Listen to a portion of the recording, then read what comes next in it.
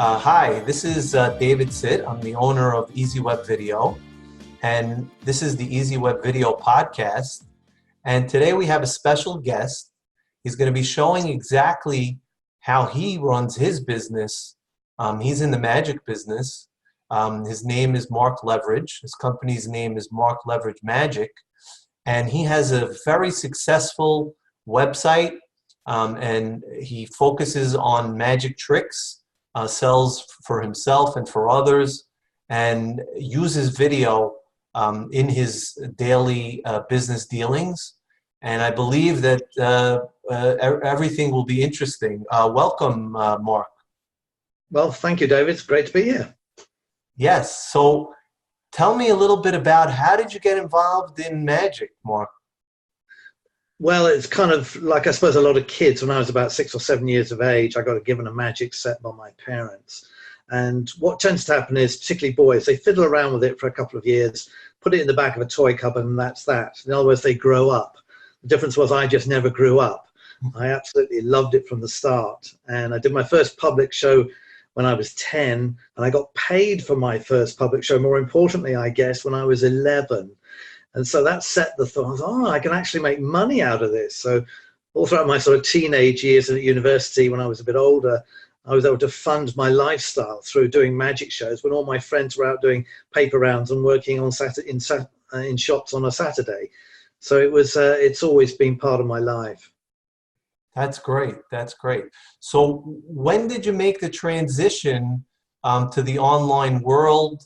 And what made you choose video as the way that you were going to use it on your in your daily site and the way that you run your site?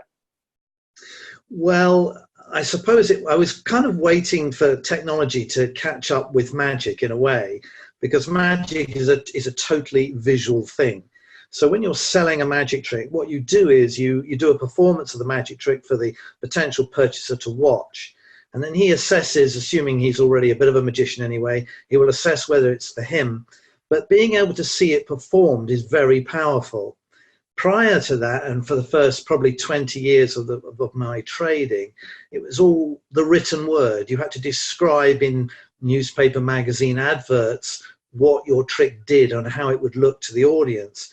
Whereas video, of course, suddenly made that so much more obviously visual.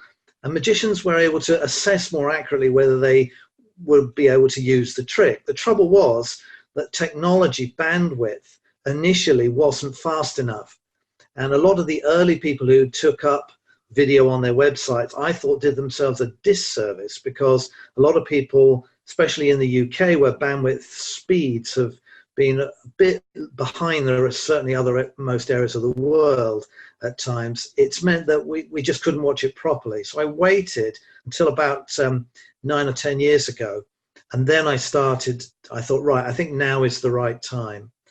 And I was able to start not only putting demonstrations of my products that I had for sale, but also I started about 8 or 9 years ago a club called eClub Pro, where I taught magicians through video online, so I have got members all over the world who can learn from me and my experience. And video is a huge and integral part of that. So why don't you share with us the products that you sell today? Are they all yours? And then you mentioned the eClub. How does that work exactly? Well, the products, actually, I only sell my own products. I don't sell other people's, which is unusual. Most people do. So I have a range of about 100 different products currently that I sell, and they're all downloads. I changed to completely delivering everything to the customer via download about 2 years ago. And because most of what I'm selling are ideas, how to do something, and the objects that I'm using are not necessarily special.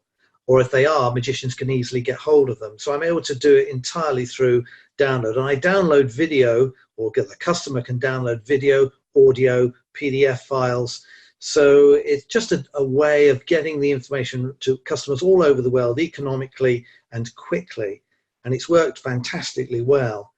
And then the club has been fantastic too, because I've got customers who are members all over the world. lots in America, Australia, Hong Kong, all over Europe. And it's great because I can give them what they feel like is a direct help with their sort of magical problems, but I can also give a constant stream of ideas and principles for magic, and also ways to make a magic business work, how to market yourself, and lots of other aspects of running a magic business.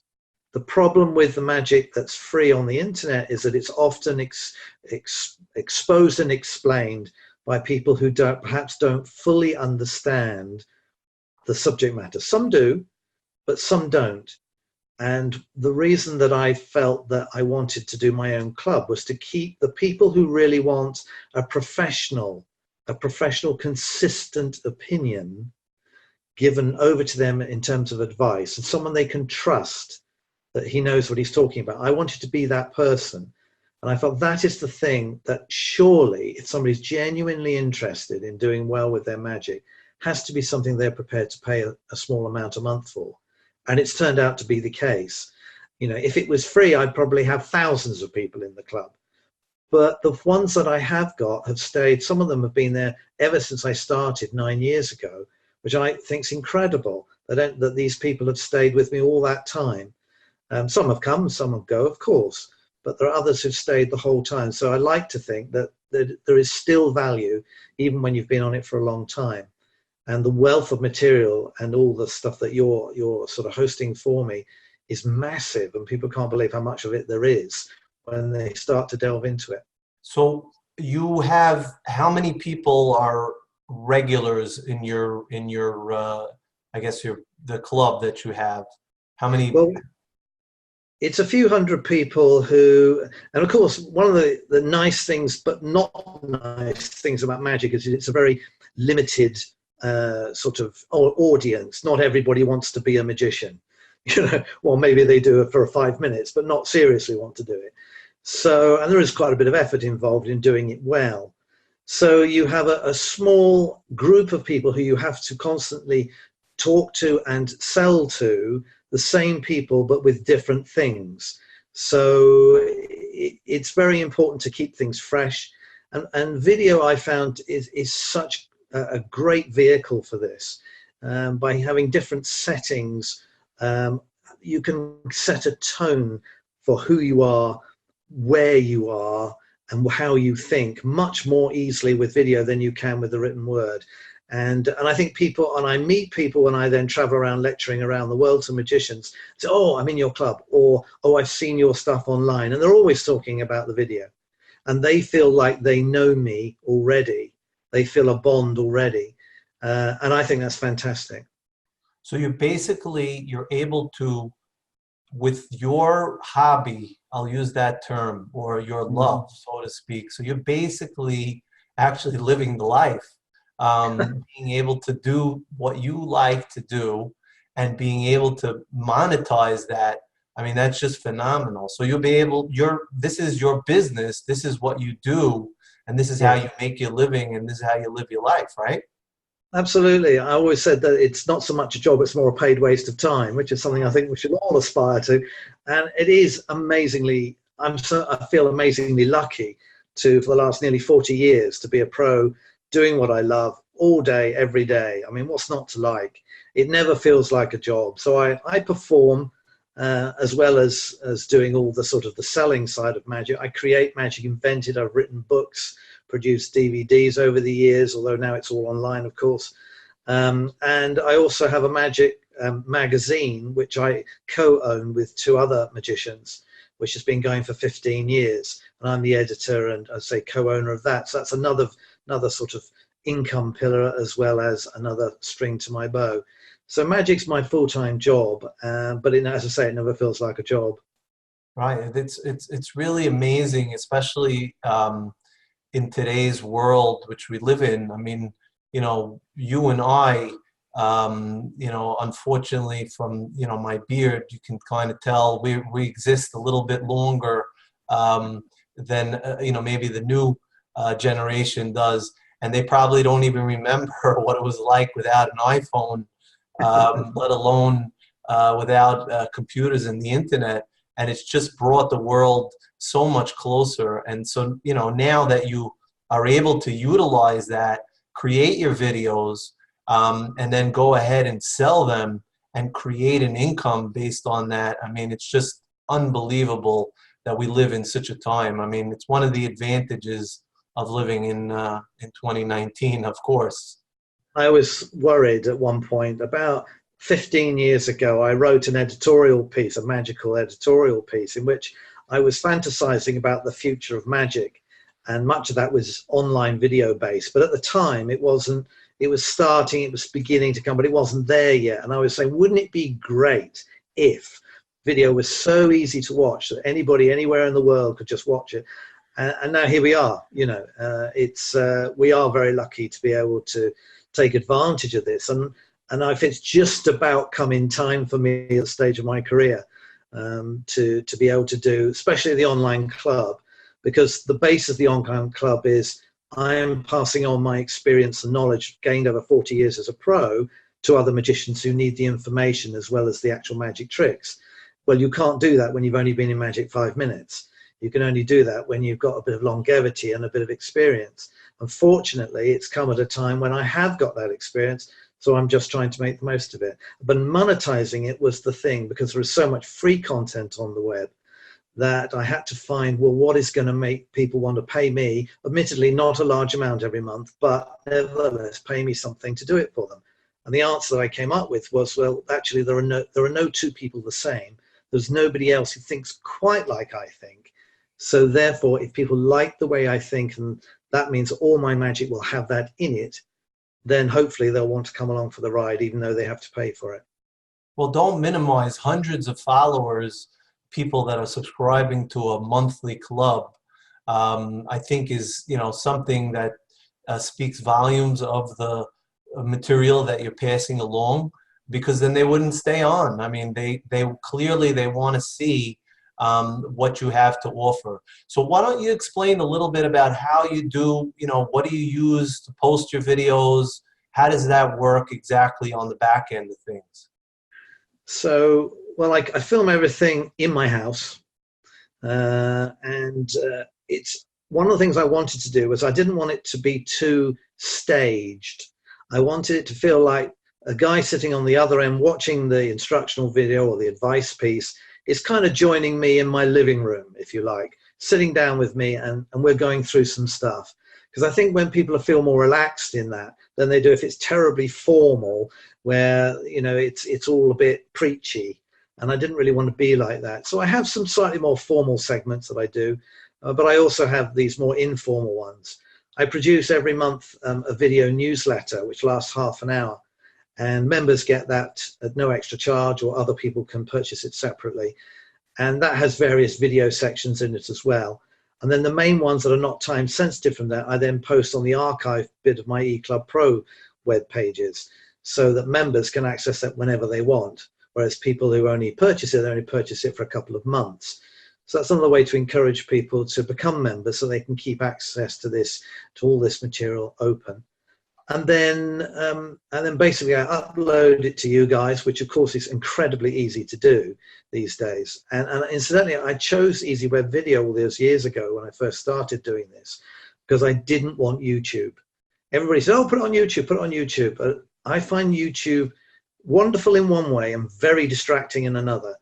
And I think I wanted it to be my members to be concentrating on the magic and on me and the ideas and so on, and not be distracted by everything else that YouTube has to offer. And I felt that you offered a simple platform that somebody even like me who has no technical knowledge can quickly and easily use. And now, as you know, I've got hundreds and hundreds of videos with you clogging up your hard drives full of magic tricks. You know, we're, you know, as we've mentioned a bunch of times, we're Amazon based. So it's really the Amazon cloud that we're all, you know, kind of utilizing. But Yeah. yes, I know that you've got a ton of videos, and you keep producing them. So basically what you do is you just basically upload the video, and then you post it to wherever it is that you need to post it. Is that how you're doing it? Yeah, the club ones go only directly to members. They get an email that comes through with links to all the relevant videos, showing all the new content. And then there are other videos I produce which are more generally available. And then there's the ones that I actually sell, which people can download when they make a purchase, and they're linked to the shopping basket. So, it depends what the video is and who it's intended for as to where it goes. Got it. And so basically, you use Easy Web Video for hosting. Is that the bulk of what you're doing with Easy Web Video, or are you using any of the other features? It's mainly, yes, it's mainly for hosting, but as I say, I like the neatness of the look of either web pages where people are looking at video on their browsers, or whether it's embedded in my website. It's all very simple to use, and I like the way it looks. It has a clean look to it, which I think is quite important, and not cluttered. And as I said a few moments ago, that's what I don't like for me anyway with YouTube. Is it's cluttered. It feels distracting to me.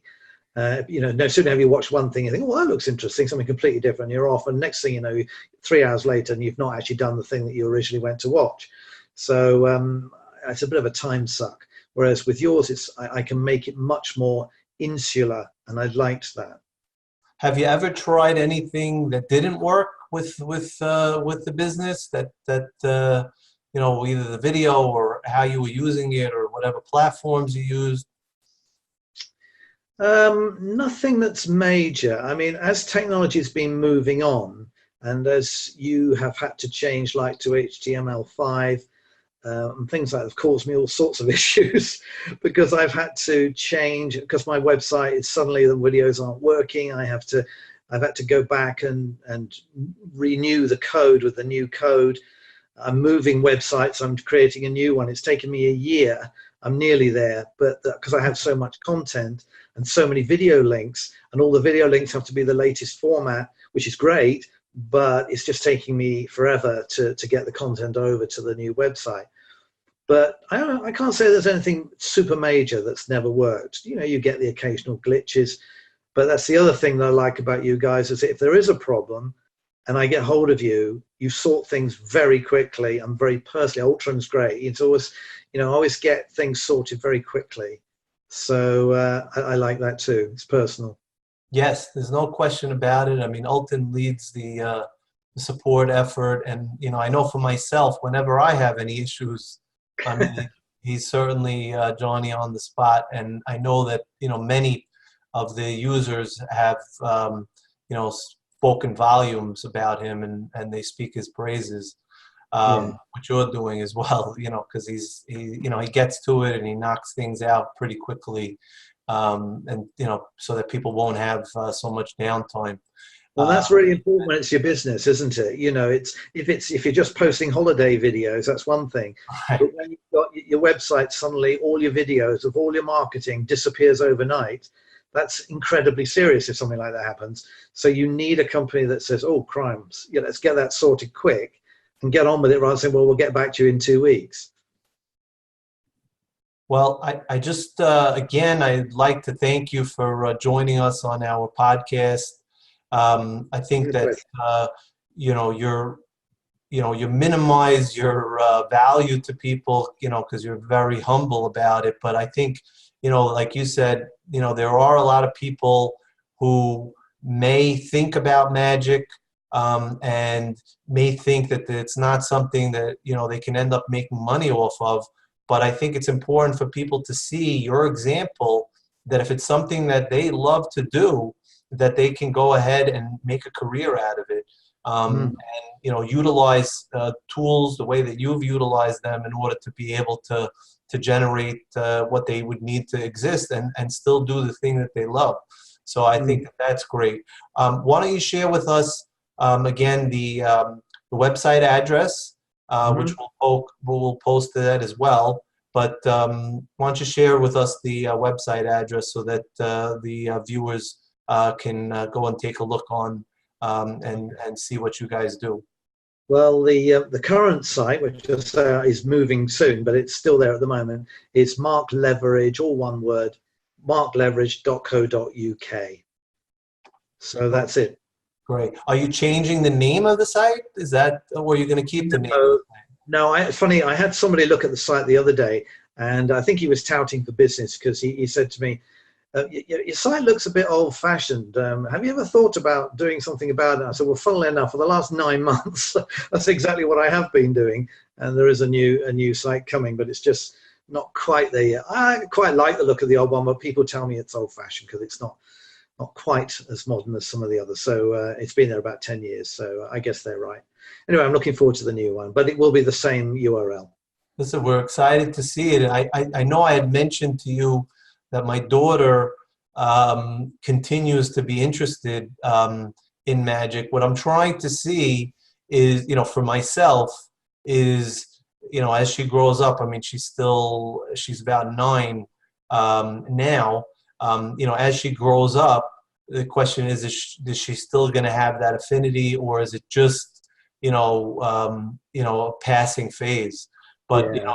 I certainly feel like at the appropriate time, I'm going to share with her your site, because I think that it'll be good for her to see, somebody in action and doing it, especially if they're interested as a youngster. And it just keeps coming up whenever we need to get her a birthday present or holiday things. That's what she's asking for, magic tricks. Brilliant. She actually, she'll pull out a deck of cards, and try a trick on me. Of course, when she's doing it, I try to pull, stun. No, that wasn't my card, to try to see how she reacts. But she seems to know those tricks pretty good. Good for her. Well, I hope she, as I told you, I started very young, and it's a wonderful hobby to have. And you never get to the end of it. There's always something new, something exciting to experiment with. And if you do get a real liking for it, and there really aren't enough ladies in magic, enough women in magic. It's nearly all men, and it's a great pity. I mean, there are some women in magic, but not nearly as many as the men. It's probably, 90-10%. So the more ladies we can get involved in magic, the better. Definitely.